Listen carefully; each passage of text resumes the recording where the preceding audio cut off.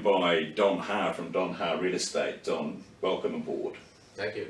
Yeah, Don, I'd like you to give us your views on the current situation regarding the real estate market in Auckland. Well, prior to the 20% deposit announcement coming by the Reserve Bank, we noticed our inquiries were 120 phone calls a day. That's per our top agents. And then the school holiday kicked in, and then all of a sudden the inquiry dropped down to 7 phone calls in the total of two days in the weekend. And that follows like for 2 weekends in a row, the open home number drops from 5 to 10 to 15 groups down to 1 to 3 people coming to the open home.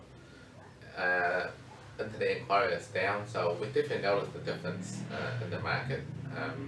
I spoke to other agents in other regions of Auckland and they all report the same.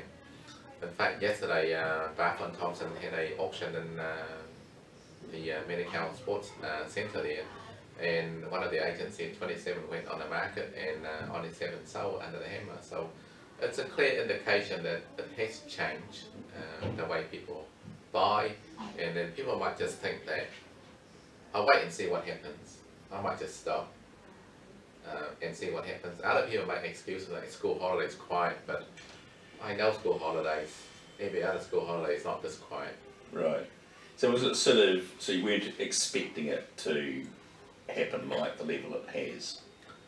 Well, the majority of our buy in South Auckland, average price around 400,000 to 500,000. Majority of our buy are 5 to 10% deposit, so they either come at $30,000 or $50,000 deposit.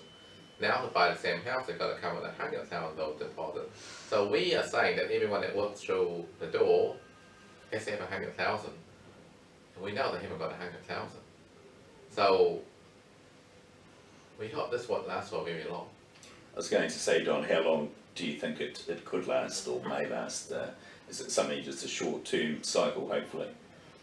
Well, I just could not believe that it's almost like an earthquake, that all of a sudden everything stops. It's exactly like that. So I hope it's coming just as quick, and all of a sudden instead of selling like nationwide, you sell like 6,000 houses a month and drop down to 3,000 or 2,000, then hopefully the bank will get a message and change this message immediately, and at least maybe change to 10% deposit instead of 80% lending, you know.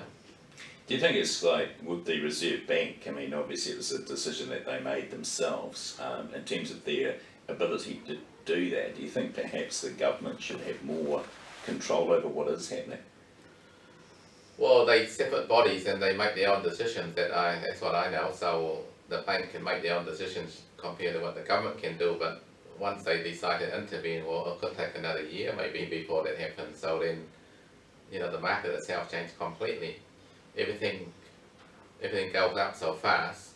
Maybe they should exempt the first-time buyer, perhaps. Like investors, well, investors now can buy 20% deposit. They have 20%, so the investor obviously wins more because they can afford to buy, and then the tenant has to rent. The first-time buyer got to rent. So my recommendation would be to exempt the first-time buyer that they can buy their first home up to 95 to 90% lending, and that could be a good thing, but not penalised across the board.